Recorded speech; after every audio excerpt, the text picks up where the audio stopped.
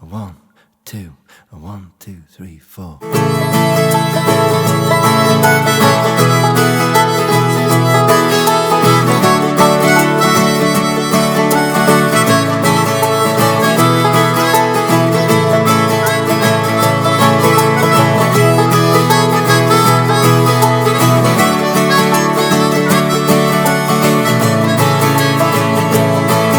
In a world of blind conformity, where truth is twisted and spun, I raise my voice and sixth string for justice to be won.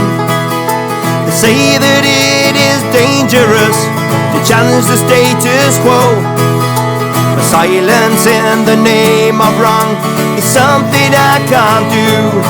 'Cause it's dangerous to be right when your government is wrong. But I'll strum my guitar and I'll sing my protest song with every note that I play, and each word that I sing, I'll fight for what is right. So let the protest singer sing. Try to silence dissenters with laws and propaganda, but the power of the truth is a force that they can't slander. I'll serenade the oppressed, the voiceless and the weak, for in the light of justice I'll stand and fiercely speak. 'Cause it's dangerous to be right when your government is wrong. But I'll strum my guitar and I'll sing my protest song with every note that I play, and each word that I sing, I'll fight for what is right. So let the protest singer sing.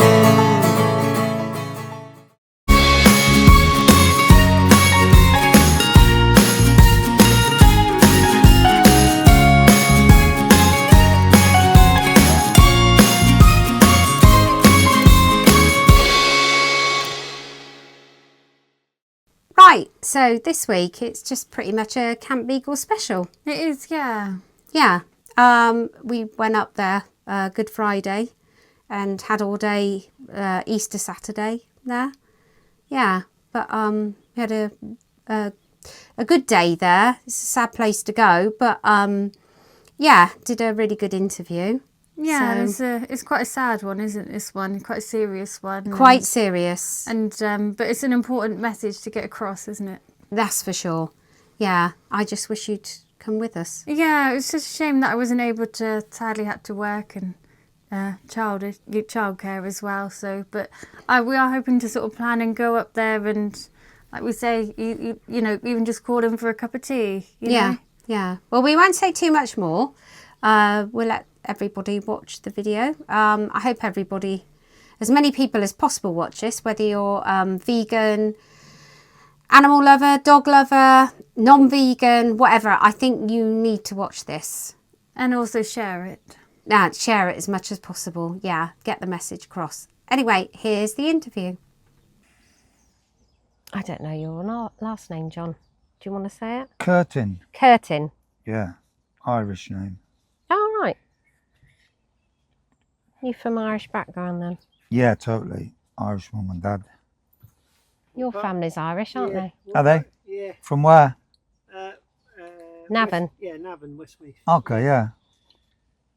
We spent a lot of time in Ireland ourselves. I was going to say, we lived in Ireland for 5 years. Oh, did ya? Loved it, yeah.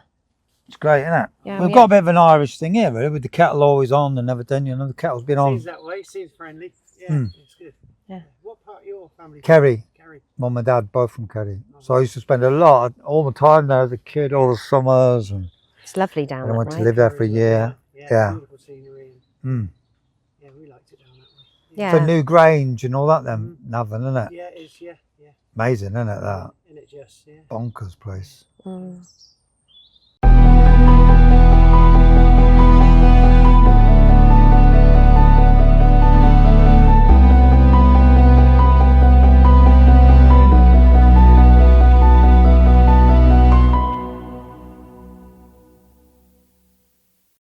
So How long have you been here?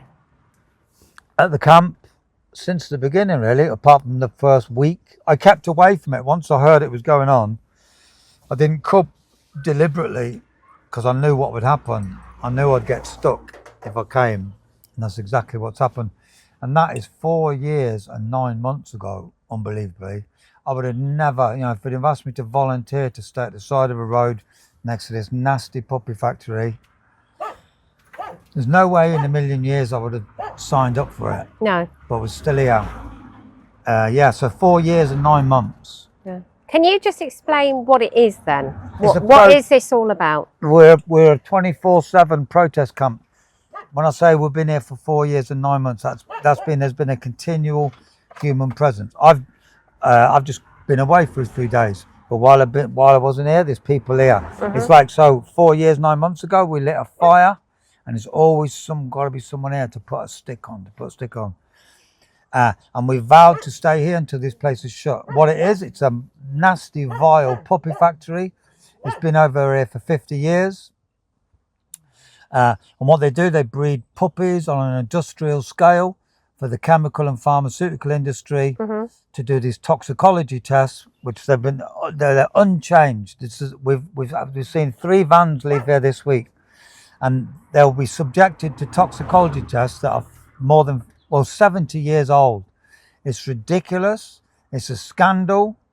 It's cruel, unscientific, antiquated. It's had its day. If we don't do any protesting, if we all go away and stop protesting, this place is doomed. With all the new techniques now, artificial intelligence and organ on a chip, these tests. When you're sick, you don't go to the vet. No. You don't take your dog to a GP. No. Yet the chemical industry, think of all the hundreds of thousands of chemicals we use. Think of all the chemicals they spray in that field over there.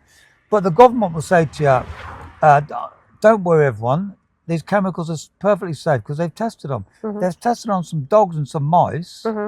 It's ridiculous. It's absolutely ridiculous. Not only is it cruel, it's ridiculously unscientific. That's how we're actually going to stop it this time, through the science, not through the morality, I don't think. We should have been able to stop it through morality. So it's about animal testing. Yeah. Do you think you've made an impact? Do you think... But the idea is to shut this. We have made an impact. But the idea, what we're here for, is to shut this place down. We're not joking. That's not a slogan. So until we've shut it down, there's certainly no celebrations. But we've made we've touched people all over the world now. We've helped to put animal testing where it belongs, back in the public agenda, because it had gone away. There's a poster on the wall there. There's scenes from like over 100 years ago. Yeah. You can see like there's suffragettes, there's a statue there that was erected in 1906, the brown dog statue. Broken-hearted, compassionate people erected that statue. This was at the birth of science, and there was a few, that was when around the world, it numbered, there's a few mad professors around the world nailing dogs to table in the name of science. But compassionate, broken-hearted, kind people erected that statue in 1906. Men and women of England, how long shall these things be? Since then, it was turned into an industry. So, have we made an impact? What we've done is put it back where it belongs, because even though this is meant to be science, all this company ever does, and the companies that they send the dogs to, all they ever try and do is keep themselves shrouded in secrecy. Yeah, it's meant to be science. It's not science. So, at least we've done that, put it back in the public agenda. But we're not here to raise public awareness as such. We're here to shut this place down. That's the idea. They've spent £4.5 million on an injunction to get rid of us. The police have thrown, you name it, they've thrown it at us to get rid of us. But we're still here. Have you actually been in trouble yourself here? Have you been... I've been arrested a number of times by the police. I've had my ribs broken by the police. Really? Yeah. My ribs broken for flying a drone. For contravening a drone regulation where at all times, if you're flying a drone, if it's under 249 grams, you've got to have it in visible sight all the time. They set up a sting operation, the police did, because MBR hate us flying the drone. Yeah, I can imagine. That £4.5 million was asking the judge to stop us flying the drone. The judge didn't listen to them, and we still fly the drone. Then came the turn of the police. So yeah, they broke my ribs. I've been arrested a number of times here, but I'm still here. They've changed the law, for God's sake. Yeah, I know, they have just lately, now brought in haven't a they? new law Yeah. where they've made it illegal to interfere to any extent with life sciences. To any extent. We're here to shut this place down. How's that impacted the way you protest out here with the new legislation? You could just feel it's just a noose tightening all the time. But 4.5 years ago, hello Pepe, she's going to knock your camera over. Don't worry. That's okay. What we do, we've always Just known make here. sure we're in both in. We've always known here at camp that we're going to have to jump through the hoops, the legal hoops, and stay on the side of the law. So it's just another hoop we're just going to have to jump through. Yeah. You know, they've actually changed the law. They've complained because the existing laws haven't been sufficient enough to deal with us. £4.5 million in a civil injunction didn't get rid of us, and now they're complaining that the laws are not sufficient. So, like, we're staying within the law there. So what they've done is that they've lowered the bar. Yeah. Well, we'll just have to, I don't know. But if once they want to shut you down, they'll shut you down. And we feel like the noose is tightening, and but all we can do, we just carry on as before, really. Yeah, yeah. Because what does that mean? The police have never been down here to explain this new law. No one understands it. No. It literally says it's an offence to interfere with this vile puppy factory to any extent. What does that mean? What does it mean? It's like poetry. So, yeah. So we have made a big impact. Because apparently in, was it Dennis Nealis from Sentient Rights Ireland? He was telling us that they've got a sister site over in Mayo. Yeah, Charles River. Charles River. I'm not sure what it's called. Charles River, there's all the dogs, we track where they go to. They go to contract research organisations. In this country, they go to, there's three. There's LabCorp, which is 6 miles up the road. It was built, this place was built by the same people that built that laboratory in the early 70s. This was all in order to feed that laboratory with a constant production line of victims. They do the tests on behalf of the chemical and pharmaceutical industry. So there's LabCorp, it's called LabCorp now. There's Sequani in Herefordshire and Charles River in Scotland. They're all American-owned companies, but they are the ones that do the testing. They're not laboratories, there's no professors or doctors. They just do these 70-year-old toxicology tests on behalf of the industry. And there's a Charles River in Mayo. Yeah, because they were actually manhandled out of there, apparently, the protesters. Oh, God, yeah. Yeah. Do you ever fear that that's going to happen? I guess that's why you've got somebody here 24/7. Oh, yeah. Well, no. If we weren't here, the police would rip the tents down.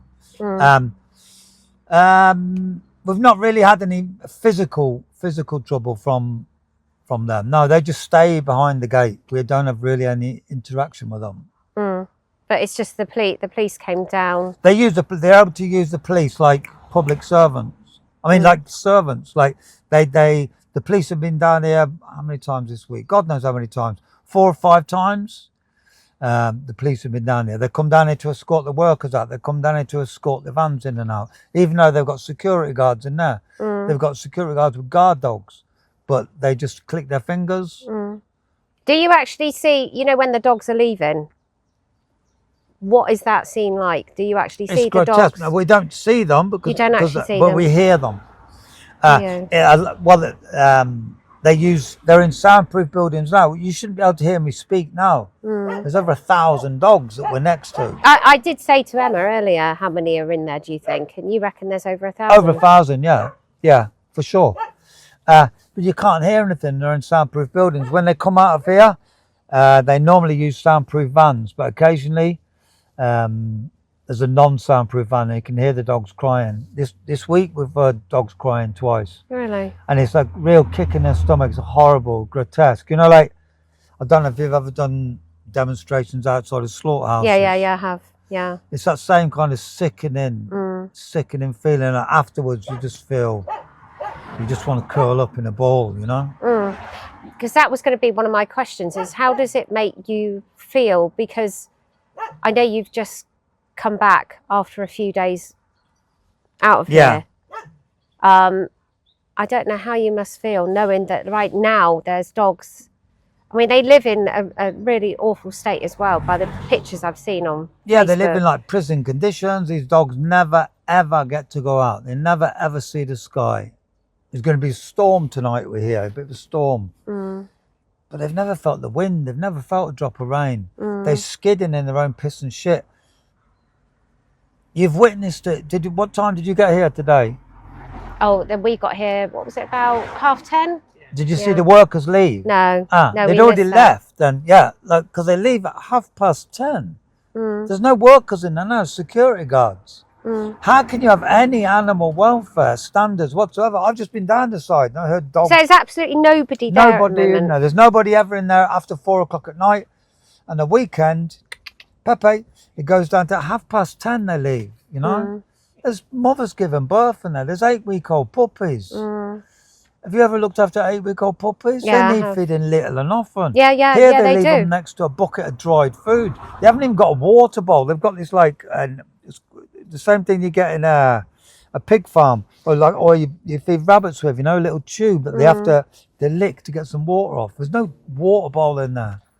It's a shocking, disgusting place. You've but actually, have you actually been in there? Yeah, well, I went to prison 35 years ago, 1990. We did a raid here. Oh, you did it here? Oh yeah, we did a few. We did one where we took 82 dogs. We emptied Pepe. Should be right. We emptied the puppy unit down the bottom. It was an animal liberation front raid, and then we came back again years later and took 79. But I went to prison for for one of the raids. I got 18 months in prison. So yeah, I have been inside since. Doing the camp, I haven't been inside. But Animal Rising people have come. They broke in. They took dogs. They were found. Some of them were found not guilty in court. They split the trials up. I think there were 5 trials altogether. Yeah, that's been fairly recently. Yeah, and in 2 of those trials, the juries found them not guilty. Excellent. You know, they broke in, took the dogs, liberated them, but yet the jury found that they didn't steal property. They saved animals' lives. It really is a horror show. So it's a horrible experience actually being here. We get loads of nice people. You're here today. We've got some people from Cumbria. They've got a beagle. So it's a place of love. You know, you bought some biscuits and some chocolate. And it's a place of like, you know, our message is one of love and compassion and kindness. But it's like a juxtaposition. We're next to this horrible, nasty place. I know. And it's horror what happens. It's horror what happens. They bleed dogs to death, things like that. The first time someone said that to me, I thought, you know, like you hear all these conspiracy theories now, and I can't believe half the things I hear. But then someone said to me one day, they bleed dogs to death in here, and I thought, I've known about this place for decades. I thought, don't be making up stories. It's bad enough what they do in the laboratory. They don't bleed dogs to death in here.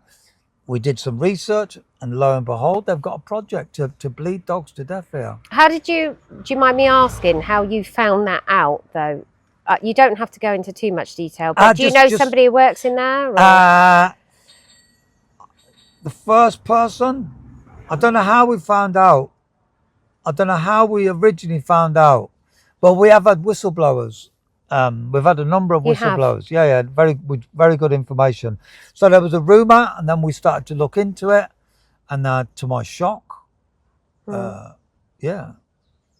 on the £4.5 million that they spent on the injunction, my first question I got to cross-examine the workers.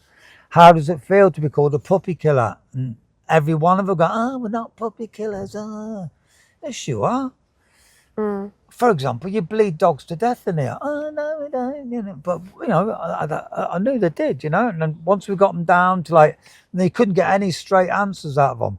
Are you aware of the terminal bleeding procedure? Are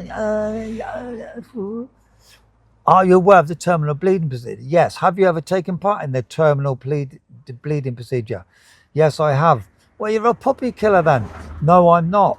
Tell the court what happens in the terminal bleeding procedure. There's a bit of a clue. When the dog goes into the terminal bleeding room for the procedure, does the dog walk back out? The procedure will have been performed. You know, I remember one guy, I banged on the table. He goes, well, you're a puppy killer. He said, no, I'm not. I goes, what do you kill then? Cats? He goes, no, dogs. I goes, I tell you what, I'll take it back. I apologise for calling you a puppy killer. Call you a dog killer. Is that better? Does that rest on your shoulders? But yeah, it's a freaky place. So why do they do this? Call me stupid, but why do they do this terminal bleeding thing? Still never found out. What is that? Well, to they science? do it because they sell dog's blood to the scientific community. Right. Oh, okay. And if it's a trade, they'll do it. If there's money to be made, if there's money to be they'll do made. Yeah. I mean, I don't know how that makes you feel, like how you feel right now, sitting in here, because I know it's absolutely breaking my heart. I must admit, I was a little bit. Yeah, it's a place of tears. Yeah, I felt really. This is. I've done hard things. I've done some. I've been involved with animal rights since the early 80s. You know, that's over 40 years, and I've done tough things. I've been to 14 prisons. I've done undercover work with dog fighting and badger baiting. You've done undercover work. I broke into laboratories, burnt down slaughterhouses, God knows what. This is the toughest thing, without a doubt, that I've ever done. Yeah. What made you? Why? If it's been going for so long, why Camp Beagle since? Is it 2009? 21. Why suddenly come up now? I think it came up. You talked about there was for me because animal testing had gone from the radar. Like before at the start of the interview, I said we've got some pictures up there. Yeah. From 100 years ago. You just when I joined the animal rights movement in the 80s. Yeah. Early 80s. Animal testing was the biggest issue. Yeah, I remember it. Yeah. We get like World Day for laboratory animals. You get like 10,000, 15,000 people. It was a huge issue because people like Gandhi called animal testing the darkest of all crimes. And there's a reason, because it's slow, deliberate torture. It's not just killing. It is killing. It's industrial. Millions of animal experiments, but it's this deliberate, slow torture. It's obscene. But it had gone away. There was a massive police. They say things come in cycles. Tony Blair, with the Labour government, had a massive crackdown against the anti-vivisection movement. And now it's happening again with Labour, with Keir Starmer, who promised they were going to phase out animal testing in their pre-manifesto promises. Yeah, all they're doing is bringing laws to criminalise protesting, just like Tony Blair did. It's like a rerun of the Tony Blair thing. And there was a massive crackdown against the anti-vivisection movement, and it was successful. And then there was the big rise in veganism, and as an issue, it just it didn't even take a back seat. It kind of disappeared. But for me, in 2021, there was an undercover investigation that happened in Spain. There's a film about it on Amazon Prime. Undercover in the Bunker, it's called. Right. Really good, really amazing. I've met the woman since. She spent 18 months off her own back as an individual, as a caring, kind. I could never do that. You know, this is hard. When I say this is the toughest thing I've never done. I've done a little bit of undercover in laboratories, but only for one day at a time. I wouldn't be able to do a week in a laboratory. I wouldn't be able to. She did 18 months. And it was, for me personally, it was in the late spring, around this time of year in 2021, there were these images that she'd made. And I found myself making some posts about animal testing, which, like I said, it had gone off my radar as well. And it just piqued interest in animal testing again. People used to come here and demonstrate. When I say it was completely forgotten about, some people had kept it alive here, you know, like every now and then be a demonstration here. But those demonstrations started to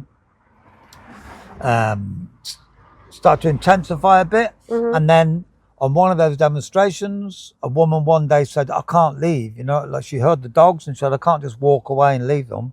And then the camp, it started organically, it wasn't planned. And like I said, I kept away for the first week because remember I said I went to prison 35 years ago. Mm-hmm. And I kind of like, when I first heard that there was a camp here, I thought, my first thought was like, oh shit, you know, like not oh good. I was delighted, but I thought, oh no, I'm going to end up going to a camp and I'm going to get stuck. And that's exactly what's happened. So yeah. And you get a lot of people, like you say, come across the country to join you at various stages. It's like a random, sporadic thing, a random factor. Like today, there's a really nice couple. They've come all the way from Cumbria. They've got a beagle, a rescue beagle. Yeah, so we get a lovely. Every day we get visitors, really. You could say, yeah. Yeah. Have you? And it keeps us going because we get, like, say our social media on Instagram, we reach 5 million people every 30 days. You know. Yeah. We're reaching people all around the world, but it's people visiting camp because we're a boots on the ground thing. Mm-hmm. It's like an old school, like Greenham Common. Yeah. Everyone forgets the history these days, you know. But Greenham Common, that was a protest camp. That was going for 20 years. Yeah, we don't live very far from Greenham Common, actually. 3 miles away. Yeah. 20 years they kept that camp going. There's a peace camp at a place called Faz Lane, a nuclear submarine base. That protest camp, unbelievably, has been there for 40 years. Where's this? Just outside Glasgow. Oh, right. Not heard of it. They don't do any social media or nothing, but there's a protest camp. It's been continual. And it's been there for 40 years. So it makes us seem like starters, you know? It makes you wonder, though, why, in the age of social media, why they don't do any social media, because it quite clearly reaches people, surely. Yeah, but I don't know. But all I do know is that they're still going. Yeah. Well, that's how I found out about you, is through social media. Yeah. So, which surprises me why a lot more people don't know about you and don't know what it's all about. Maybe I don't know, they just let it go past them. Because you get the idea that through this phone, we find out about everything there is to know. I think we're less well connected now, honestly, and I'm not being poetic. I feel less connected, especially like with the animal rights movement. I think we used to connect much better before the days of the mobile phone. Yeah. We used to network because we used to meet face to face. Yeah. This place, we know we've made history. I'd say largely I'd say we get visitors and people know about it. So there was an MP talking about it in Australia the other day. Our local MP has never been here. Our local MP has never been here. Yeah, an MP was talking in Parliament about it the other day in Australia. The one place where you don't see much about Camp Beagle is from other animal rights groups, or let alone, like you do a vegan podcast. We've got a vegan kitchen. Like when I arrived, I had to take Peppy down the side too. And I presume you're both vegan. Well, we are. No, you are. And I said, hey, I'd like to make yourself a cup of tea. I didn't have to say to her, like, oh, no, if the soy milk's there. And we've got a 100% vegan kitchen. We've had that kettle on. The kettle's been on for any visitor for 4.5 years. Yeah. So you're quite welcoming. Yeah. Very welcoming. Yeah, we try to be, you know. Yeah. Yeah. I'll go from one year to the next and never see a single post about us in the vegan world, you know. All I've ever heard is like from vegan groups, oh no, because they only care about dogs. I never could be on the surface. That's what you maybe could, if you looked at Camp Beagle on the surface, we protest about cruelty to dogs outside of a dog factory. But this goes way deeper than that, way deeper. That vegan kitchen is a core part of it's not a vegan campaign. No. We never make posts because about other animal cruelty issues, really. We're deliberately focused about the job in hand, shutting this dog factory down. But I know why I'm here. I'm here for the the hundreds of millions of chickens that never see the sky, the millions of pigs that never see the sky. For me, the dogs become the ambassadors. Yeah. You know, and this place breaks people's heart. It's a place of tears. And I went vegan originally because of the death of a dog. This dog died in my arms. Yeah. And so yeah, I'm shocked and amazed at how little coverage we get in the vegan world. Yeah. And I'm bitterly disappointed about it. Yeah. Yeah.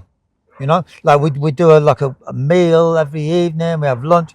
We'll cook food. We'll cook food for anyone who comes. You know, you've got like vegan groups in like Cambridge and Peterborough. And they've not been along. No. That quite surprises me. If I lived down the road from the longest running animal rights camp ever, that had a vegan kitchen, I wouldn't at least be able, I'd have to go and poke my nose in. But maybe people think they've done it. They've looked at Camp Beagle and that's the same as going. No, it's not. You know?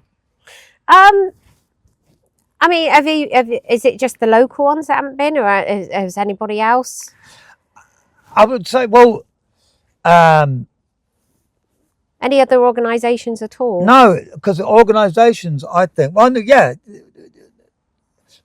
but I think organisations act like individuals. You know, so we get loads of people. We've had thousands of people come here in the time, but like I said, I don't feel there's any sense of my movement, even within an animal testing issue itself. Groups don't work together. We want to work. We want to collaborate with all the groups. So it's kind of an insular thing. So, but yeah, we do get lots of vegans and animal rights people coming here, but not to kind of represent their group, you know.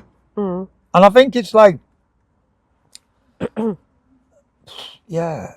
So I think if you people do their own, once you join a group, I think it cuts people off these days. Rather than join the group as part of the same side, really, shouldn't we? Yeah, you join a group as part of a movement. Now people join a group and they put their blinkers on about, and that's not to say that like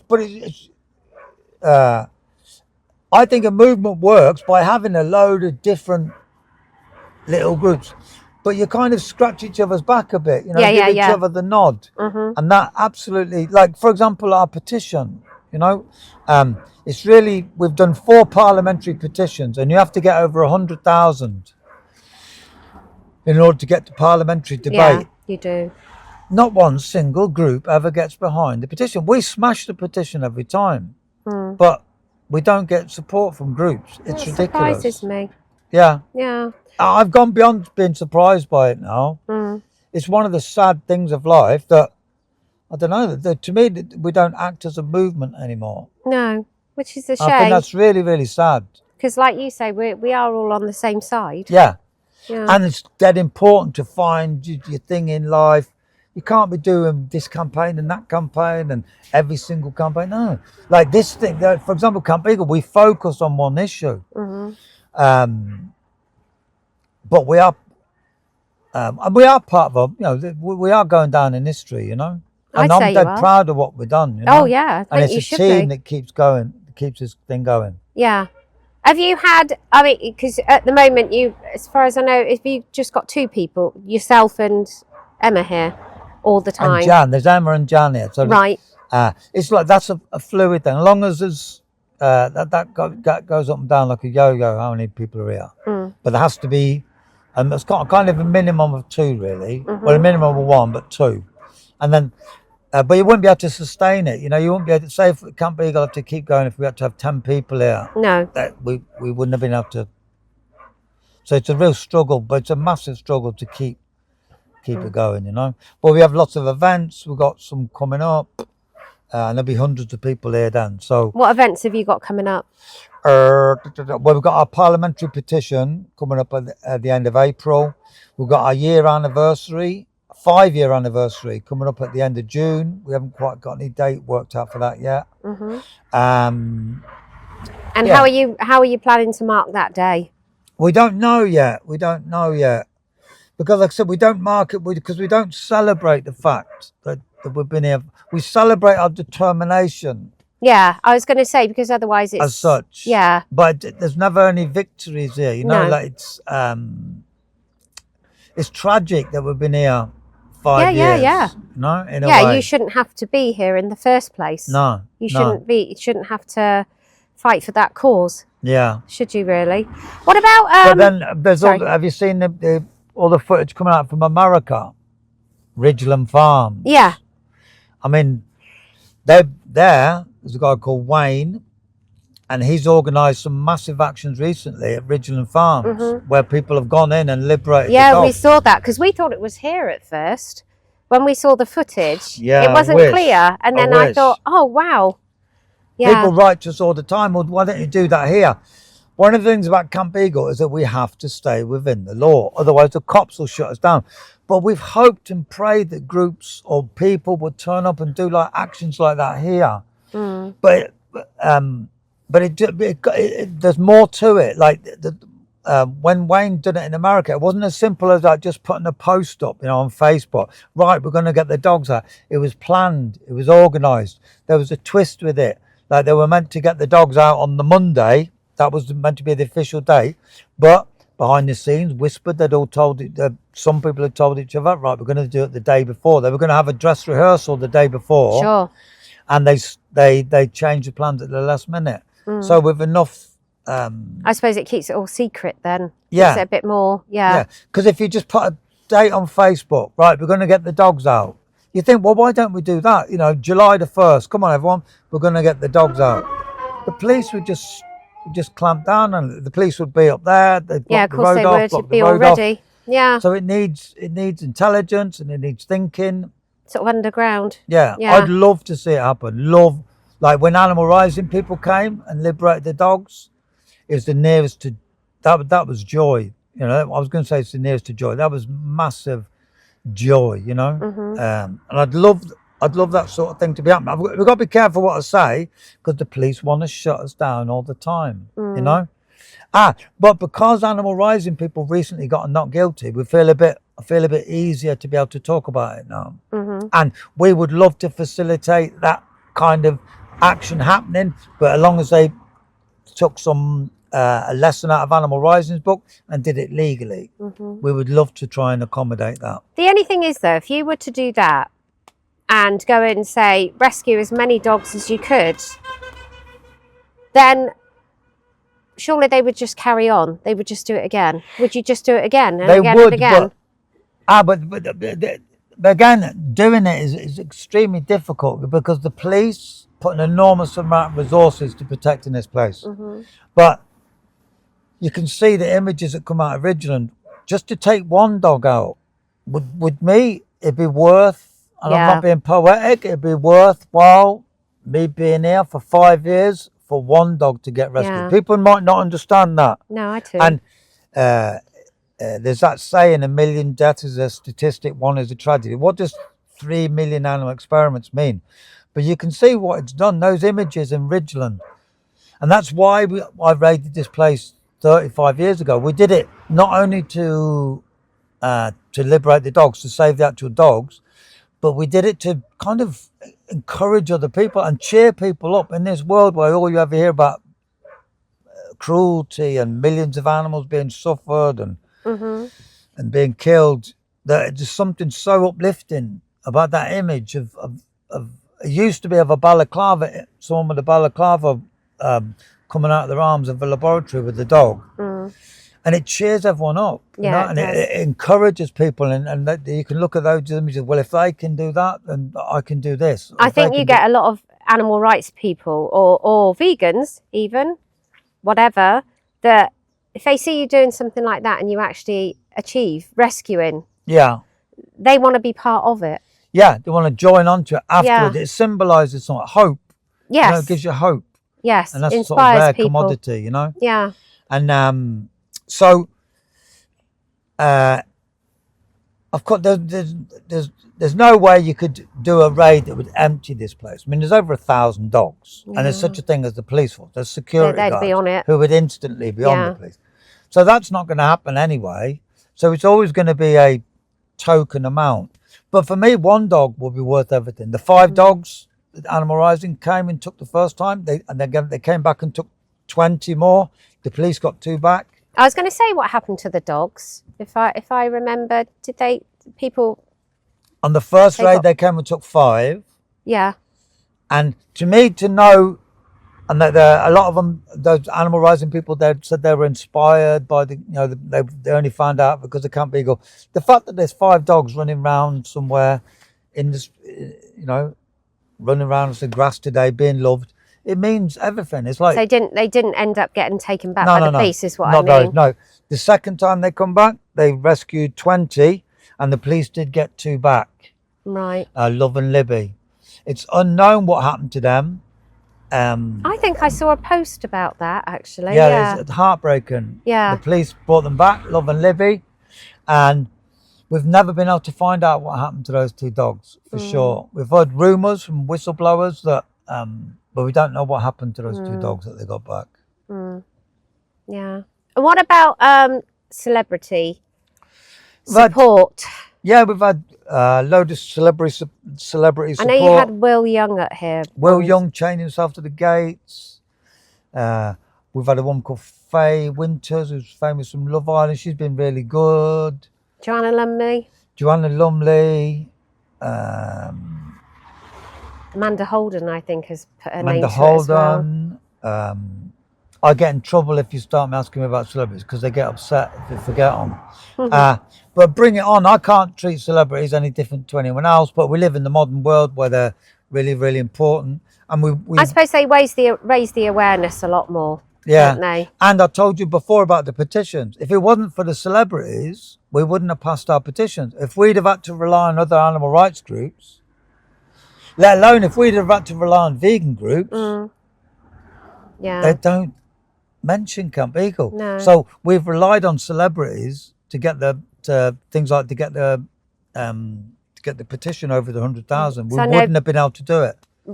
Ricky Gervais is very much a he's always spoken out about supporter. against animal testing. Yeah.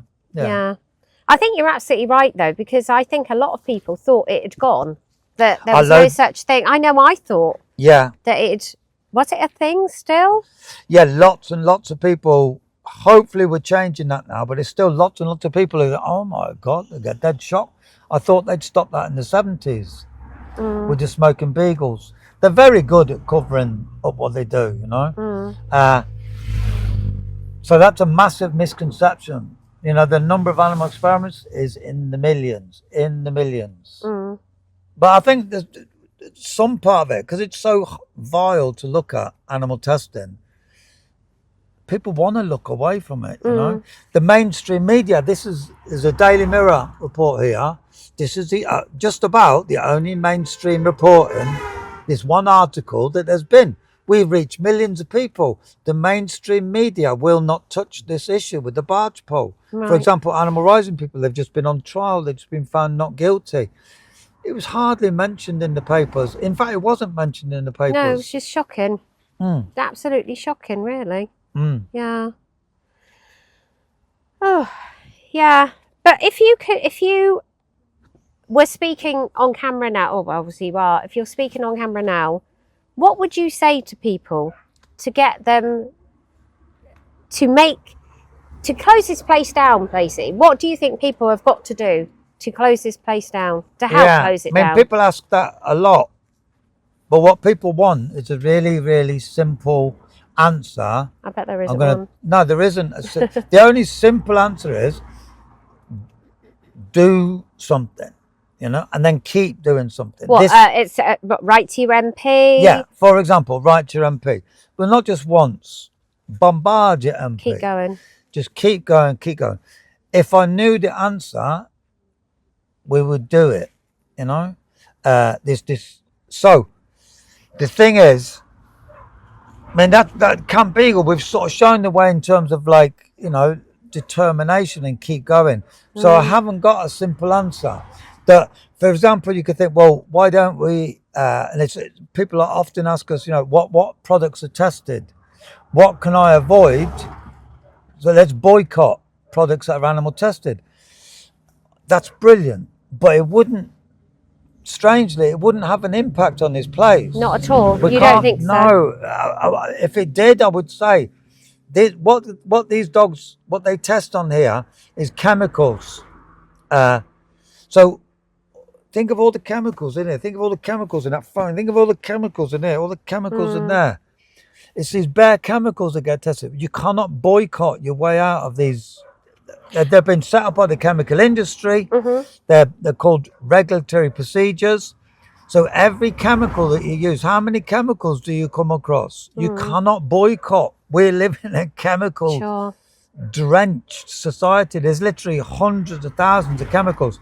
It's all, I love it and buy that cruelty-free products and the cruelty-free bunny, but that won't stop this industry. You'd think it would. Surely no, we like the power of the individual, the power of the consumer. It's a great thing to buy those cruelty-free products, but it won't be enough. Because it's everywhere. Yeah, and we need to stop this happening. But we've got a fight on our hands, you know, because you've got the most wealthiest companies in the world, companies that you won't ever heard of. So a company guy like Syngenta, have you ever heard of Syngenta? I haven't, no. Just about the biggest company in the world. It's a chemical company. It's owned by China now, but they bought up literally nearly every single other chemical company in the world. Syngenta. You got your Pfizers, your Monsantos, your DuPonts, GlaxoSmithKline.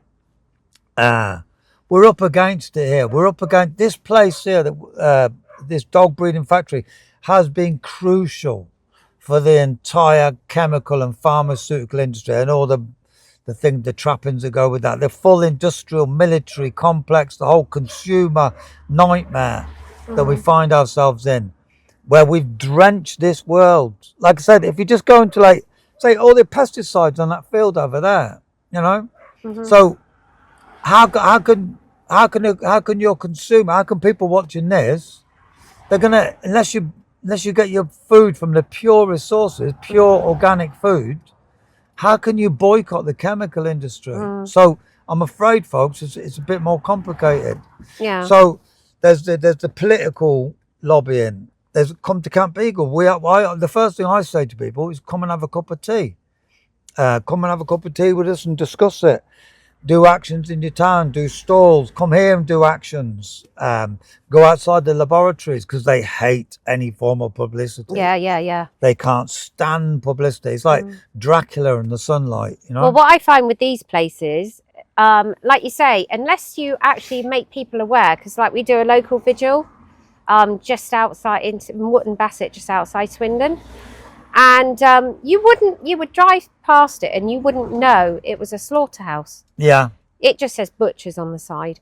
You wouldn't know it was a slaughterhouse. That puts a whole new meaning to it. I mean, it's bad enough that it's a butcher's, but when you know what goes on in there. Yeah. So, like you say, if you go to animal testing labs and protest outside there, people probably aren't aware what these places are, but once you start highlighting it, it's got to help, surely. Of course it does, but it's all about, for me, it's about drip, drip, drop, drop, snowflake, snowflake, snowflake. Then eventually it becomes, you know, people can, what's that going to do? But it becomes an avalanche eventually if you keep going. And if there's one thing I've learned, it's about keeping going. There's the big spectacular actions, you know, but they're you can't rely on them as such. And things like, you know, storming this place, it's not going to happen. I shouldn't say that it's not going to happen. It hasn't happened so far. We've had big demonstrations here, but that's what people want. That's what they desire. You can tell on Facebook, come on, let's all go and trash the place. But I'm more interested in the reality of things, which is these little actions. Boom, boom, boom, boom, boom, boom. Yeah. Well, I think you're doing an absolutely amazing job with what you're doing now. I really do, don't you? Yeah. Is there anything else you want to... I'm probably going to walk away and think of a load of stuff. What I'd say is anybody watching this, is there anything they can do to help, to support you? You know, because What, actual support the camp itself? To support the camp itself, not just what you're doing, but to support you. Yeah, I mean, the way to support, because like I said, we've got someone from Cumbria today. You've come from the Cotswolds. So we know that we've captivated people's imagination and like, wow, they stick it through the winter. And we need support. But if you say, for example, most groups would say we need support, we need money. You'll never, ever, ever see us ask for money. Never ask for donation. No, you never. don't. But we need a little bit of money. But that's the last thing we need. The thing we need is to kind of like a little bit of a thumbs up goes a long way with us. You know, like, go on, you lot, keep going. We've got a little team here. So some acknowledgement from the outside world, because it can get really lonely here. Even, you know, we reach millions of people via this. So you brought some biscuits today, you know, and that goes a long way with us. So to come by and have a cup of tea, and then you can really... And then take the word out. Yeah. So, but if that's not possible, some kind, nice comments on social media, you know, goes a long way.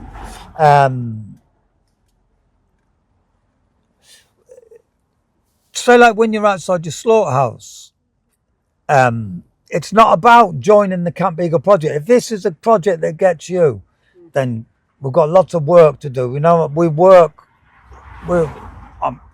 there's a team of people, and we've got a massive load of work and research. We need help with social media, with the websites, with the admin, with the organising. We need help all the time, physical help. But to me, like when you do your vigil at Wootton Bassett, that's a way of helping Camp Beagle by making the world a better kind of place. And a couple of times a year, sort of mention Camp Beagle while you're doing it, sort of thing, you know. So yeah, and never allow animal testing to go back to secrecy, you know. And get yourself informed and sort of realize that this is a difficult issue, you know. Like would like say with veganism, you can kind of take control of it by you stop eating animal products. With animal testing, you can think to yourself that no, I don't have anything to do with animal testing. Every chemical you use, I don't know how many. I'll be using thousands of chemicals today. I don't know if it, you know, there's thousands and thousands of chemicals, and they've all been tested on animals. This is a secret, dirty little industry that's told everyone it's okay, these products are safe, and we've tested them, and they were tested on dogs and mice. It's absolutely ridiculous. It's had its day. It will be changed within the next. Even the industry know it's going to change, but that's why it's so heartbreaking when the dogs go out from here and we can hear them crying. It's even worse knowing we've won the argument. There's no one ever argues against us now. No. People accept. They've never said a word in 4.5 years. They've never said a bloody word. LabCorp, Charles River, Sequani, never say a word because they've got nothing to say. All they can do is lie. If they try and protect what they're saying, what they're doing with these toxicology tests, they have to start lying. They say nothing. So the fact that we've kind of won the argument, but yet the dog vans go out, it's like being stuck in the mud or something, you know, at the last part of the marathon. Because like you've got images there, this has been going on a long time.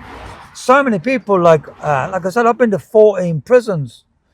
A lot of that was for anti-vivisection work. Hundreds and hundreds of people have been to prison in this country, protesting and breaking into animal laboratories. There's a friend of mine, Barry Horn, he died on hunger strike, for God's sake, over this issue. So my advice to anyone who wants to end animal testing is just keep going. You by getting involved in this project, remember I said about Gandhi, called it the darkest of all crimes. You're standing on the shoulders of giants, but prepare for a slog, you know. But we're going to probably stop it this time round by exposing the lack of science in it. We should have been able to stop it by the cruelty. Yeah. What do you say to somebody? This is going to be a stupid question now, but you do get people ask stupid questions. What do you say to somebody who says, right, if we don't test on animals, then who do we test on? Well, Or what do we test on? say, for example, that field over there, Mm-hmm. the farmers sprayed it about 2 weeks ago. That was given global sales tick mark on the regulatory. They did all the regulatory tests to get rid of this new pesticide, insecticide. Icide, that word, there's a clue in it. Homicide. It means to kill. Yes. Aside. Yeah. Relatively very dangerous products. But they were passed safe after some relatively small amount of dogs and mice. That I said to you before, when you're sick, if I was sick, I wouldn't go to the vet. The vet wouldn't treat me. No. I don't take your dog to a GP surgery. No. We become the guinea pigs. The guinea pigs become the consumer. We all become the guinea pigs of the chemical industry. And you get yourself into a position where you lose trust. I lost trust in these multinational corporations a long time ago. By looking at animal testing, you think, what? They get a tick of global sales for like all the chemicals we use. They're tests on dogs and mice. Everyone knows, say about chocolate, for example, like it would fail the toxicology tests. Experiment on a mouse doesn't tell you what's going to happen to a rat. Experiment on a rat doesn't tell you about what's going to happen to a cat. No. Now with all these there's so many techniques now. Artificial intelligence, has taken it through the roof. There's so many scientific methods. Animal testing has got failure rates above the 90s. For Alzheimer's drugs, I think it's somewhere like some 96%. Really? Again, I feel reluctant to use statistics. No, but yeah, so You just know it's failing. massive failure rate. It doesn't work. It's not scientific. If it did work, but what they want you to believe, if we don't do tests on these dogs, your babies will die. But I don't trust them anymore. I don't trust the chemical companies. I don't trust the pharmaceuticals. And we live in a world where new cat medicines, they're testing on the dogs, honestly. It's mad. Honestly, I remember being outside the gate there one day and I thought that. I just watched the documentary. And when they came back in, I started to do my research. And I thought, I'll look up cat drugs, dog drugs especially used for cats. And you look up the toxicology data and there's not available. But they chose the beagle 70 years ago as a way of testing. But they don't care. All that these companies care about healthy profits. They don't care about our safety. So it's unethical, it's immoral, and it doesn't work. And that's why they're so secret. Have you ever noticed that, like I said, that they haven't said a word in their defense? All they'll say is that what we do saves human lives, and it's not true. So it's never been science. We don't. That's one of our main slogans. It's not science. It's violence. If it is science, then show us the data. There is not a single paper that I've ever seen, a scientific paper, that mentions one of the dogs that come from this place. They don't publish any of the stuff. LabCorp, where the dogs go to 5 miles from it, it goes into the filing cabinet. It gets used by the lawyers and the businessmen. It's not about, there's no doctors or scientists involved there. So it's bad science. And you can tell that because of the secrecy. Yeah, I completely agree with you. Yeah. Where do you think this is all going to end? Where do you think it's going to all end, and where do you hope it ends? It's the writing's already on the wall. Animal testing is already, it's doomed. They won't be building any more beagle factories. This was a product of the 1950s and the growth of the chemical industry. That's why this place is here. There are absolutely no projects to start anywhere in the world that I know of a new beagle breeding factory. However, in America, they did try and build recently some very large monkey farms because the monkeys get imported into this country. 2 weeks ago, there was 2 van loads of monkeys. And those monkey tests are just the same as their toxicology tests again. So it's going to be finished. But when this place does shut, it's going to be done by the businessmen. I'm afraid they're going to take a business decision. How tragic is that? It should be the government that stops it. It should be the people part that stops it. Yeah. It'll be the business. It'll be a business decision. Because it's not financially viable anymore. Yeah, and that the lawyers aren't standing at the moment. Imagine the board of Pfizer or Monsanto. All these new techniques that are cheaper, they work, they're scientifically valid. They say, right, any problem? The lawyer stands up. Yes, there is a problem. We cannot be the first company. When the judge, say like if you sued, say like over the road there, you know, if someone said they got some lung disease or something from breathing in the chemicals. It's very hard to do that these days. There's so many chemicals that you can't separate the effects of one chemical. But if there was a court case relating to that pesticide that they used over there, the first thing the judge is gonna see is for the safety data. And there's going to ask for the animal data because that's how it's always done. And so even though they all know the writings on the wall, it's the lawyer in the room who says, no, we need to do the animal tests in case the judge asks for it, just to cover their back. No one relies on it. So we're up against bureaucracy and money and business. So, but when this place does shut down, we've got a bottle of champagne in there, but it won't really feel like opening a bottle of champagne. There's too many wasted lives that have gone on. It's a horror story.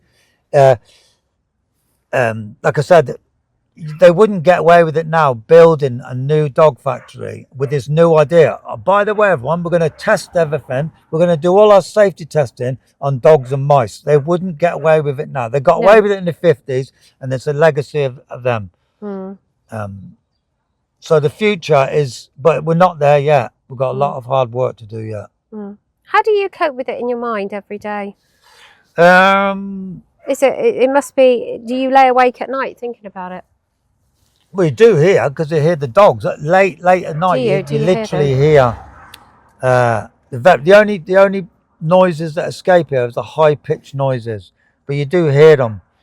Yeah, it's a nightmare. But as a vegan, you get used to, you do get used to it. You don't want to get accustomed to it.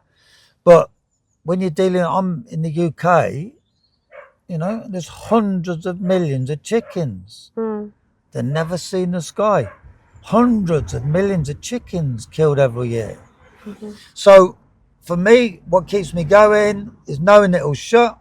I'm not here to win the argument. I'm sick of winning the arguments. That's part of the campaign, is to win the argument. But we need to shut this place down. But it's all about the small little victories, really. And that's why I'm so delighted that the animal rising people came and liberated some dogs. That'll keep me going. If it does shut down, you'll move on to something else, won't you? I don't know. I mean, I've done this. This has kind of broken me, this one. Has it? Yeah, I'd say so. I'm not in any rush. We're gonna stick with this to the end. Why is this one broken you more than anything else? I don't know. Maybe I don't know.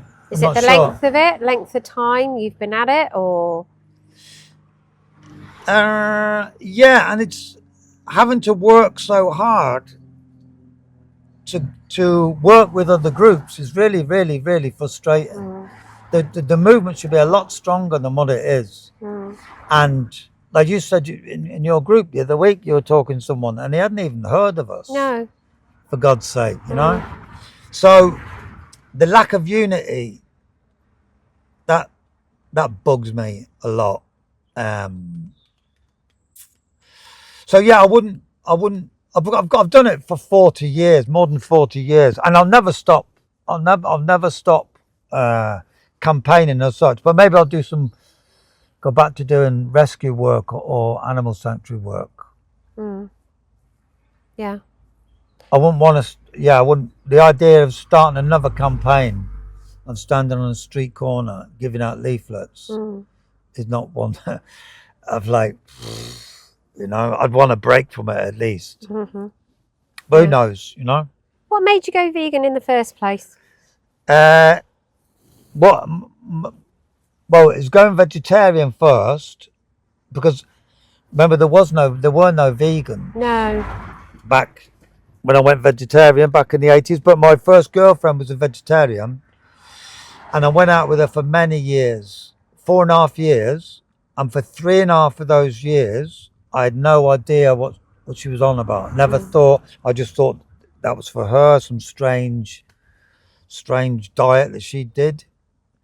But it wasn't for me. But I went to live in Ireland and I have the dog. This is Pepe, but the original Pepe Le Pew. My dog, she got like a parvo or distemper disease, Right. and she died a horrible slow death in my arms. And it was that moment of the dog dying in my arms. Since that moment, like, animals became my brothers and sisters. They became my family, all creatures. Yeah. Cockroaches, sheep, the lot, you know. I was part of a family. Before then, I'd been brought up Catholic, you know, but I'd stopped believing it when I was about 10. But I still had this idea that there's humans and that we're on top of some weird pyramid. And there's a massive gap between humans and this word called animals. From that dog dying in my arms. And I think the girlfriend, she said she sowed those seeds in my head. That was it. Like a proper road to Damascus. And then I came back to England to get involved in the animal liberation movement. When I first heard about veganism, to be honest, I remember the first leaflet, I thought it was a mad idea. I thought, oh my God. I wasn't going to eat meat anymore, but the brainwashing is that strong. But I thought, oh my God, I couldn't imagine life without drinking milk. I thought you're going to get rickets or something, you know. And I thought it was an extreme thing that was going to give vegetarians a bad name. I thought it was nonsense. But then you get to meet other animal rights people. And that was back in the day when the only vegans there were was animal rights people. And I remember like I said, I remember the first leaflet I saw, really good leaflet, what happens to the calf. And I dismissed it. I was involved in animal rights now, only newly joined, but I remember thinking, that's ridiculous. That's going too far. And I remember I was at a vigil at a fox farm. We were campaigning against, because then we had fur farms. It was a silver fox fur farm. And I remember I had leather boots on, and it was one of the first animal rights events I went to. And I was a bit uncomfortable about my leather boots, kind of like, kind of hide them. Yeah. But then I met this dog, a massive Irish wolfhound, and I was like, oh, it's beautiful. And I asked the woman what she feeds her dog on, and she said the dog's vegan. And I was like, what? I was shocked, you know. And I looked into it, and yeah, verily, dogs can be vegan. And I thought, well, if the dog can do it, I can do it. Because back then, it felt like a sacrifice. It felt like there was no vegan saying that this is good for your health, or it felt like, you were probably giving something up, you know. Now we've got, you know, vegan this, vegan that. Yeah. There's no need to eat animals or animal products, is there? But it was a dog. But it was Pepe Le Pew. The thing that it was going out with the vegetarian girlfriend, but not understanding a word she said. And I'm so glad though that she didn't. I really take a lot from her that she didn't used to have a go at me for eating meat, and I'm so glad she didn't. She used to go ooh occasionally, and she actually did it perfectly, because if she'd have like had to go at me or said this, I'd have done it for her. Yeah. You know, and it would have been a bit fake. But she kind of let me do it myself. Yeah. And it was for sure, it was a dog dying on my arms. Yeah.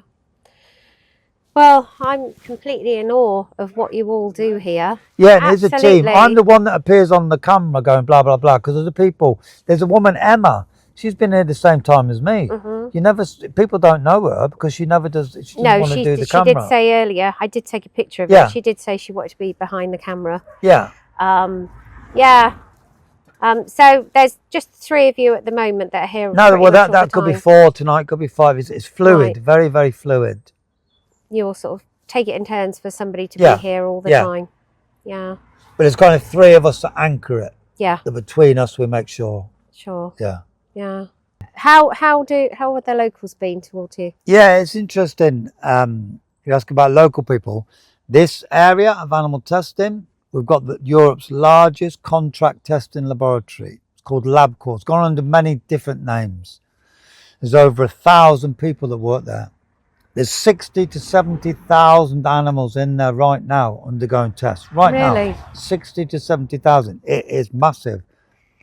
When the workers come out, it's like a car factory coming out. You know, it takes like over an hour for the cars to leave. Where is this? Only like 5 miles from here. And you've had this place. You've got Cambridge University. Yeah.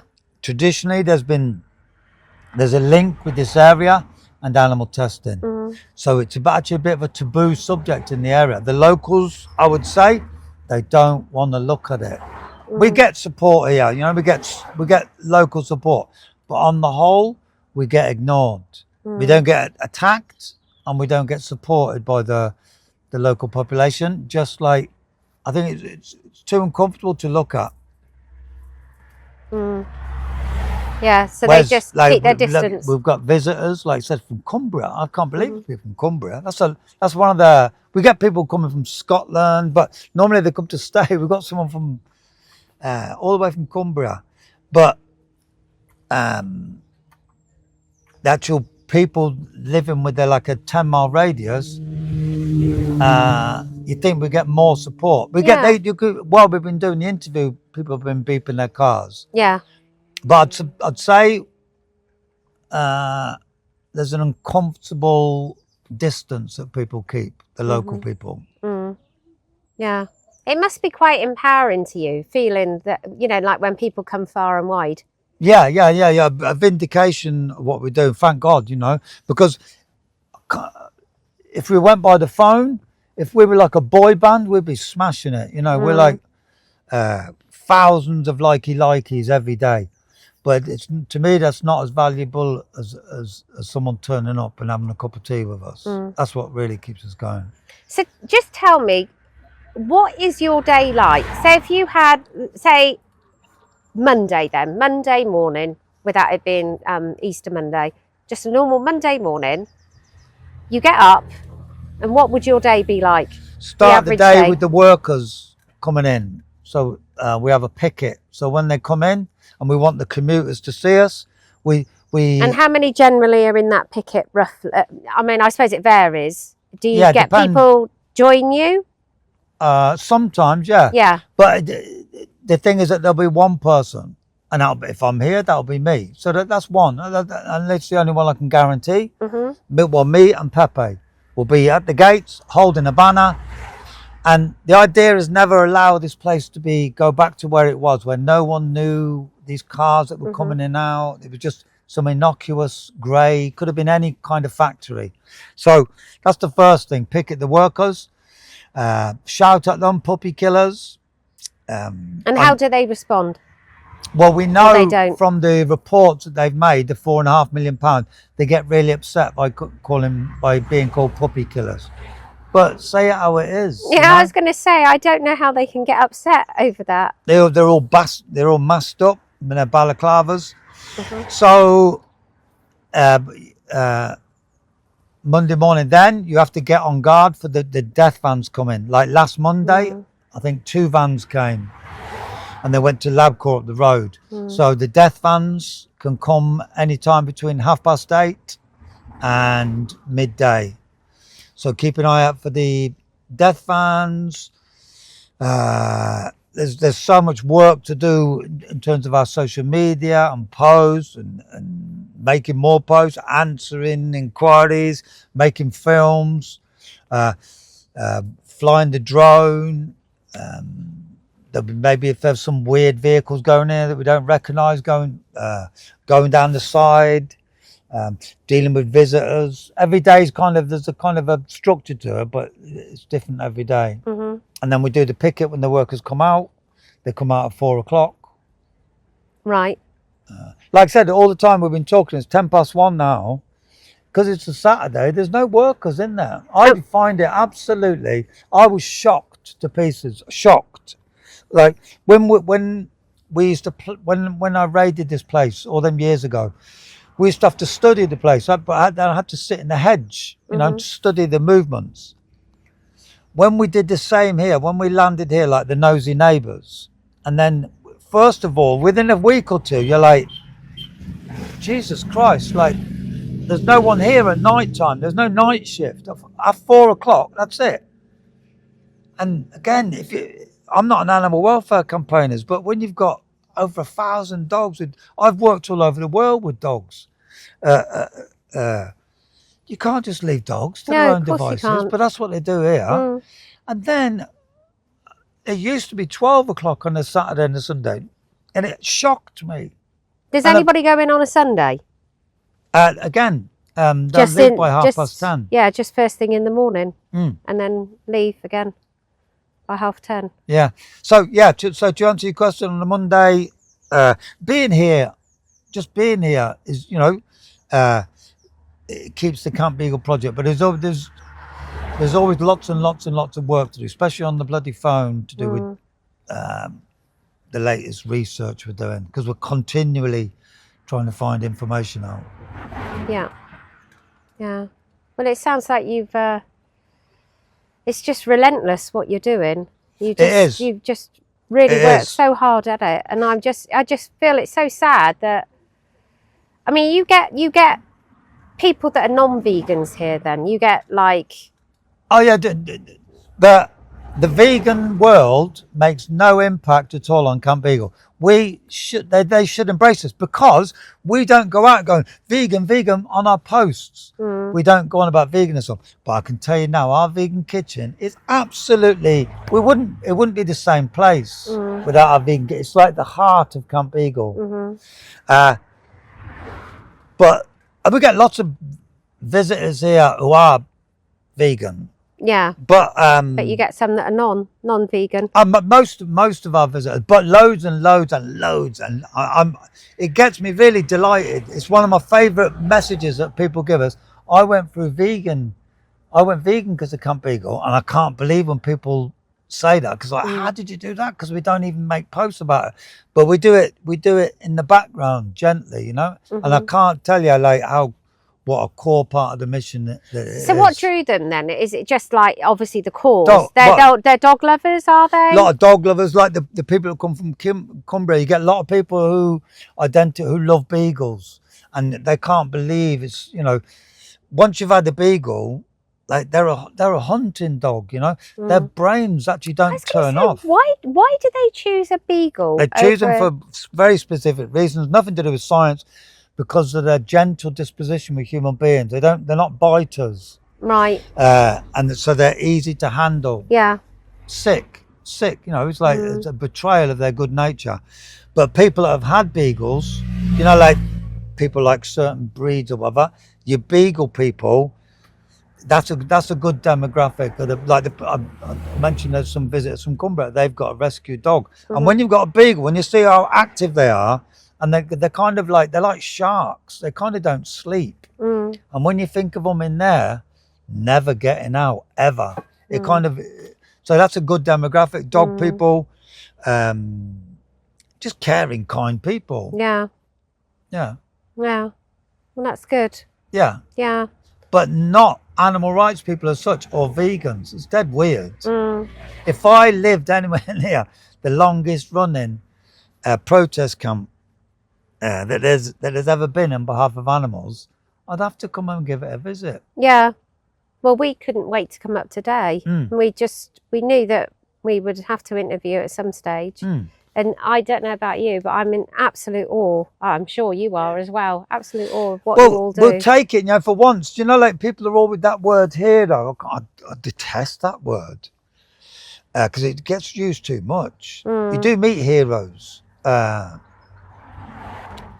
what we've done here, and it's a team, is incredible. Yeah. It's a truly incredible, and it's taken its toll on a lot of people, on all of us, you know. It's been bloody hard work, you know. Well, you live here all weathers as well, don't you? All weathers, yeah. I mean, you've got, like you say, you've got that big storm that's coming in tonight.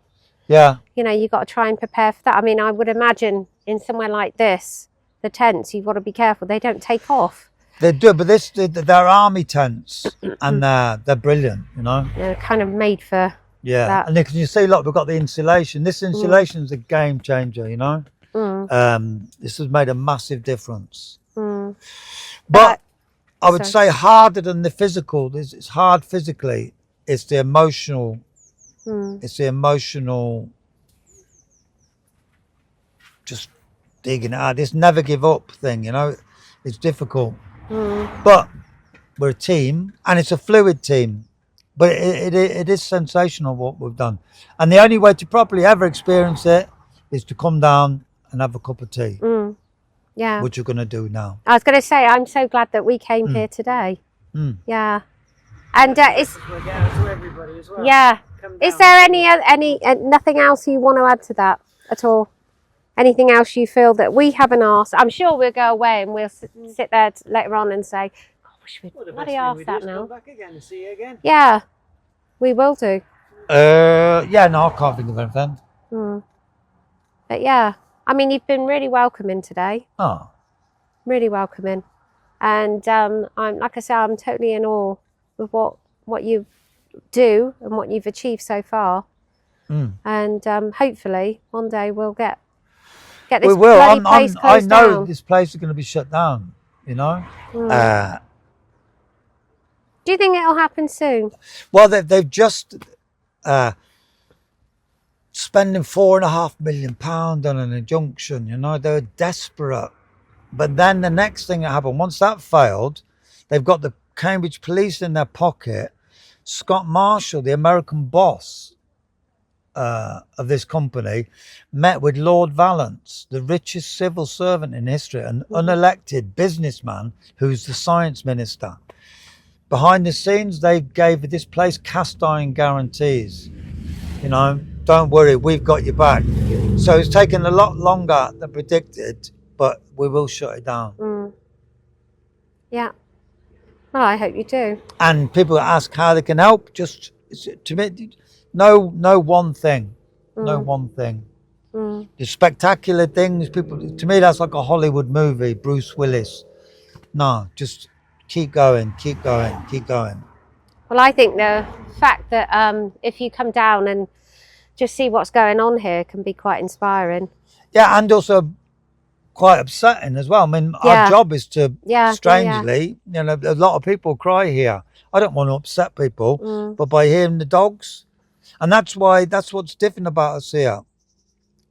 I mean, you wouldn't say like, I don't, say if we were outside a slaughterhouse, I don't think I could have done 4.5 years out of slaughterhouse, but I didn't think I could do 4.5 years out of here. But every day we do it like an emergency. We hear the dogs. We hear them screaming, you know. That must play on your mind a lot as well. It does, but then it allows us to make the posts that we do and to keep working and to keep focused. This is an emergency. These dogs need help. These dogs need, this place should be shut down and these dogs need to be rescued. It's like it's like Groundhog Day every day, but we press the emergency button every day. You know? Yeah.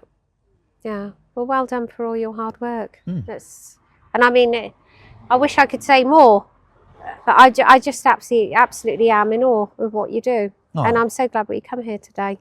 Let's have a cup of tea then. Yeah. With the And biscuits. we will try and plug you as much as possible on the podcast. As much as possible. Wicked. And share your posts and everything. So tell us, you're on social media. Yeah. What just one? As Camp Beagle. Camp Beagle. That's What are you another on? story. We've had Facebook, loads of Instagram? fake Camp Beagles. We've had terrible trouble with trolls. But we've hopefully got rid of that now. Well, I actually trademarked the name Camp Beagle. Did We you? had that much trouble with fakes. Really? Yeah, we're the real Camp Beagle. Oh God. Anyway, yeah, but now these days, the Camp Beagle, same on Instagram, Facebook, and on YouTube, and TikTok, and X, and all the rest of it. Yeah. So You're we're on out them there. all. Yeah. Yeah. Okay. And we make posts every day. I think we've made on Instagram alone, it's so much. It's like 3,300 posts. That's more than an average of one a day. Yeah. for constantly for 5 years. That's and, a lot. And Yeah. they're all good. They're good posts. Yeah. Yeah. Well, hopefully we'll get more of the message out there. Yeah. Well, thank you so much for this interview today. Huh. Yeah, it's been really, really, like I say, I'm just absolutely in awe of what you do. Wicked. Yeah, it's absolutely amazing.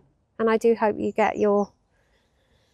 And see us as an animal, part of the animal liberation movement. This camp is part of the vegan movement. Hello.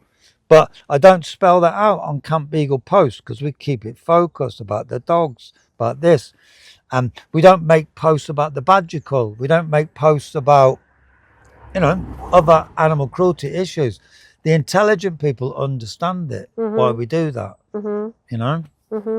Yeah. But yeah. Yeah. Well, thank you so much. All right. Okay. Well, I am in absolute awe of what you do. It is just amazing. And I really do. It is amazing feat. It is. Yeah. Yeah.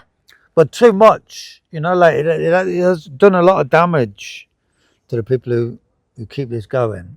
Been tough. Yeah. Well, Emma said she sold her house. I mean, there's not many people that would sell their house for a cause like this. Not many people. So you're really unselfish people, aren't you? Yeah, it's a good bunch. Yeah. And we don't need the thing, but we've had a lot of slagging off. Oh my God. A lot of slagging off from? Oh, we've had a lot of trolling. A lot of Have you? industrial levels of trolling. Industrial. Well, you're still there, aren't you? What's the point of being there? I couldn't begin to go into it. Yeah. But that's a Facebook-y type social media phenomena. But we don't need all that we want. Like, and you're saying you really, and people do comment and they're genuinely touched, and we do. People understand that we have gone the extra mile here by a long way, But to get the criticism we've had, it hurt to begin with, Yeah. But it's easy, People on their bedrooms. What's the point of being there? We've got faith in what we're doing. But remember that the idea is to shut this place down. Nothing else will do. Nothing else will suffice except to shut this place down. And we want that. And that's what we're aiming to get. I was going to say, what else are you supposed to do then? Because like you say, doing something from just your bedroom, go in there and break it down. Stop. Why don't you just stop the vans? Why don't you stop the cars? Say like the vans when they come out. People casually write, just stop the vans. Like, you stop the van. It's all under camera. I've got so many conditions from the police, from the injunction. If I was to do that, I could do that once, but they would arrest me and bail me away. Then there's going to be no one here at the camp. Yeah, exactly. I was going to say, then it's game over then, isn't it? But from the luxury of someone's bedroom, just casually throwing away them sort of comments. Yeah. And if you want, like I said, when we first started the Camp Beagle project, I thought, oh my God, like this is going to become the epicenter of so much action, so much is going to be organized here. No. That's a shame, isn't it? Yeah. Yeah. But you're always going to get the armchair criticisers, aren't Always. you? No, but now they get listened to now. Once upon a time, before this fecking thing, to have your say in the animal rights movement, you had to get out of bed and you had to say it in front of other people. You had to go to a meeting and go, well, what's the point of Camp Beagle? And be like, what? Now you can make that from your bedroom. So these trolls get listened to, with their throwaway comments. But the people that get up and physically go down and do stuff, though, they're the people that are going to get things done, though, aren't they? Yeah. And they're not the ones that troll you. No. Yeah. Doers are doers. Yeah. And that's what we miss. That's what I miss in this movement. I used to have an instant faith. If I met someone with an animal rights t-shirt or a vegan t-shirt, I'll give them a big hug if I didn't know them. If someone used to say to me back in the day, I'm a vegan, it was an instant bond. It was like, oh, hello, how you doing? Because we were doers, and you'd find that every vegan was a doer. Every vegan was involved in some project and you'd explain why they're vegan. You know, it might be an animal sanctuary or this campaign or that campaign. Now, I don't know. I have not got an instant trust. When someone says to me, to be honest, if I meet someone and in the first couple of sentences they go, I'm vegan, to be honest, I'll get alarm bells in my head these days of whoop, whoop, are you another toxic pointy finger nutcase? Yeah. That's a really sad thing, but that I'm just telling you how it is. I do hate it when vegans turn on each other. That really annoys me. There was always a reason, right, that if, say, stand-up comedians ever took the piss out of vegans, I always like bad jokes. But there's always been a load of reasons why potentially you can attract pointy finger toxic people to the animal movement or the vegan movement. You can say what you want about animals in one go. Say if you were a person with loads of personal issues, in one go, by being I'm a vegan, you're leaving society's norms, you're able to look down on everyone else. It's always their problem. Nutcases love that. It's ready-made for a pointy finger person. But let me stress, the best people, the most saintly best people that you're ever going to meet in your life are the vegans, you know what I mean? But I think we're awash. I've met them. Pointy finger, useless people, you know, who have got nothing better to do than, why aren't you, say, vegan? Why aren't you vegan? Why aren't you vegan? I'm not making sense here, but there's always been a natural path for pointy finger, useless, judgmental people. Yeah, judgmental. I think you've hit the word on the head there. Back in the day, you were involved in a project, but now you can spend your whole time on the phone. I'm vegan, I'm vegan, I'm vegan. You're not, you're not. It's the worst thing I would ever say to Do you think it's more about them than what it is about the movement then?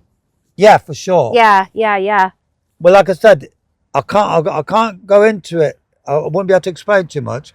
Once upon a time, if I met someone and said they're a vegan, immediately, you're part of my family. That is not the case anymore. I've come across too many repulsive, finger pointy, actually repulsive people. But the finest people in the world are your vegans, you know. I'll never tell that way, but be careful. There's a lot, especially with the mobile phone thing, because you'd always have your pointy finger people. Yeah. But now with this thing, it's totally out of control. Made it easier for them. Like I said, imagine if you were and all these sort of dark issues, by going vegan, in one go, you're fulfilling a load of those pointy finger conditions. That's a really dangerous thing, you know. You coming back? And then you meet them a year later, and they're like, you know, they're having their sausage and bacon. Yeah, so they're in it for the wrong. Those same loudmouth. Yeah, they're in it for the wrong reasons, then, aren't they? It's about love and compassion. Yeah, that's for sure. Lovely, really lovely, aren't you? Yes, you are. Yeah. You want to give me a kiss? Mwah. Yeah. I can see you're loved. Cheers. Yeah.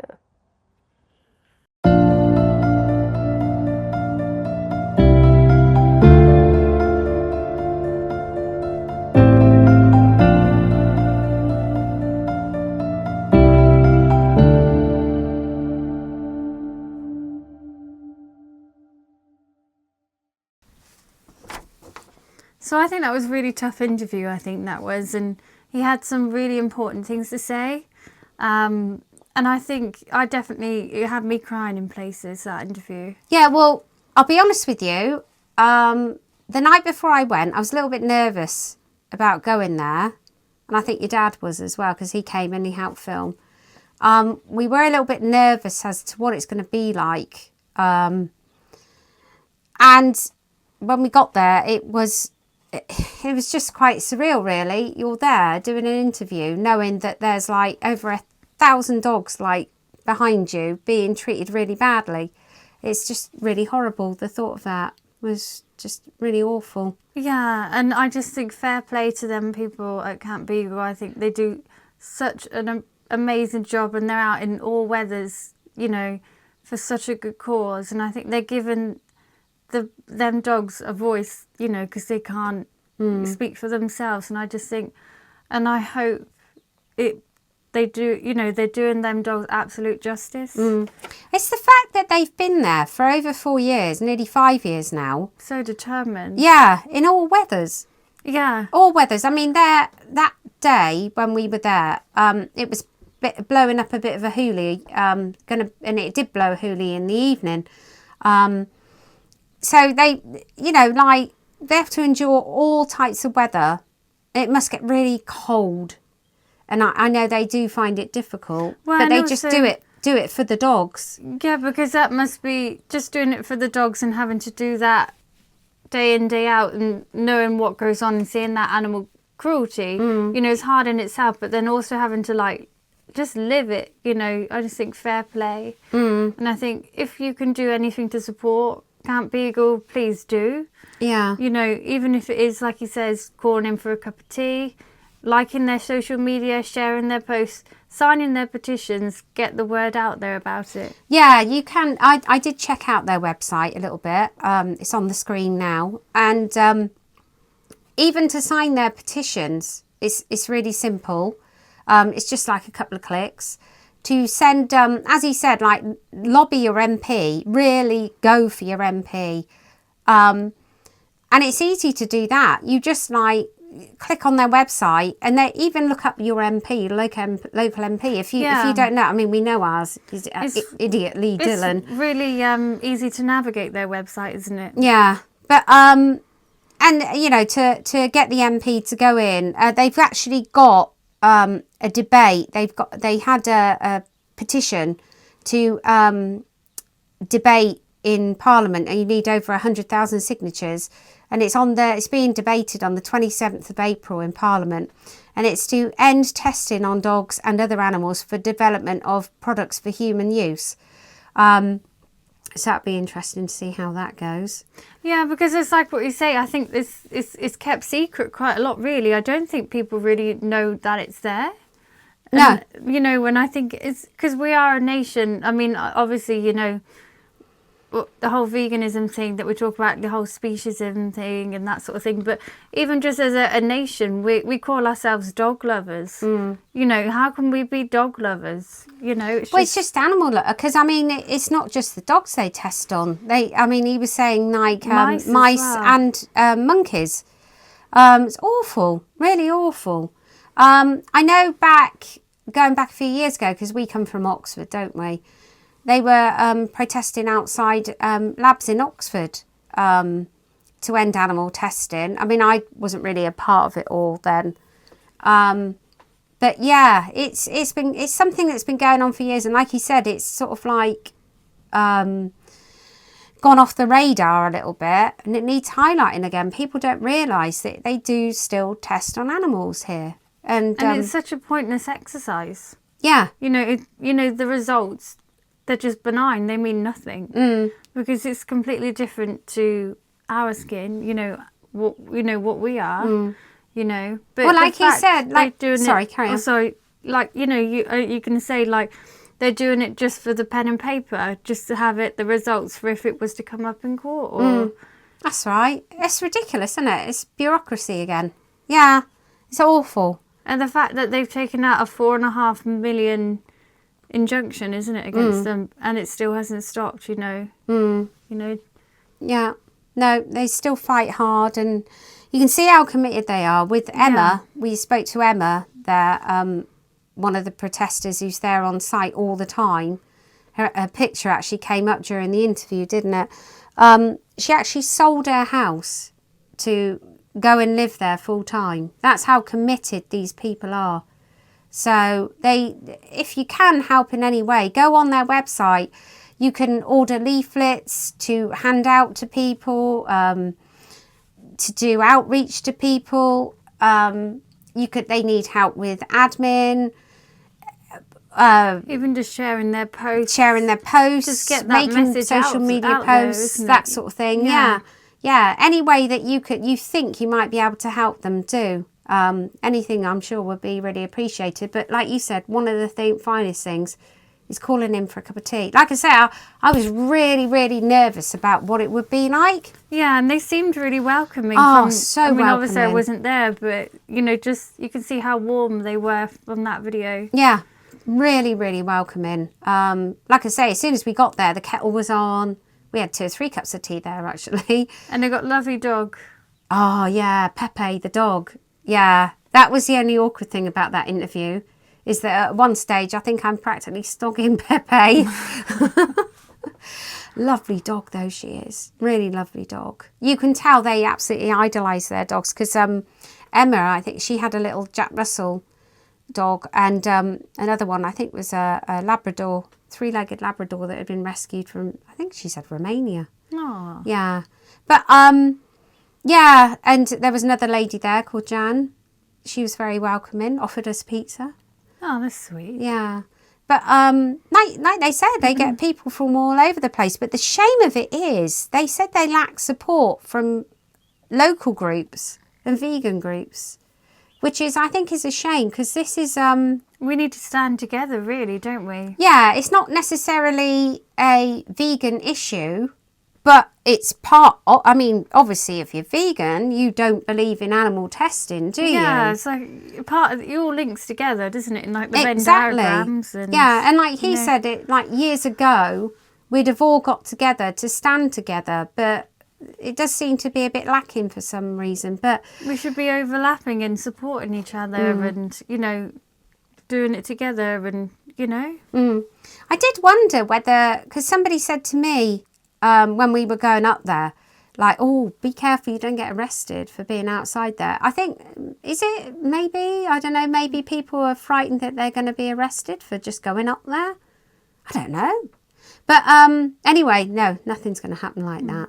No, I think it's if you like stop, because somebody asked me that as well, to ask them, like, because they've changed the legislation just lately. You can look it up online.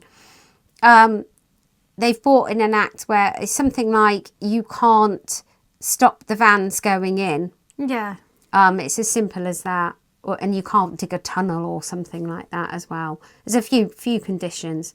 But, I mean, just being outside there and showing your presence, Yeah.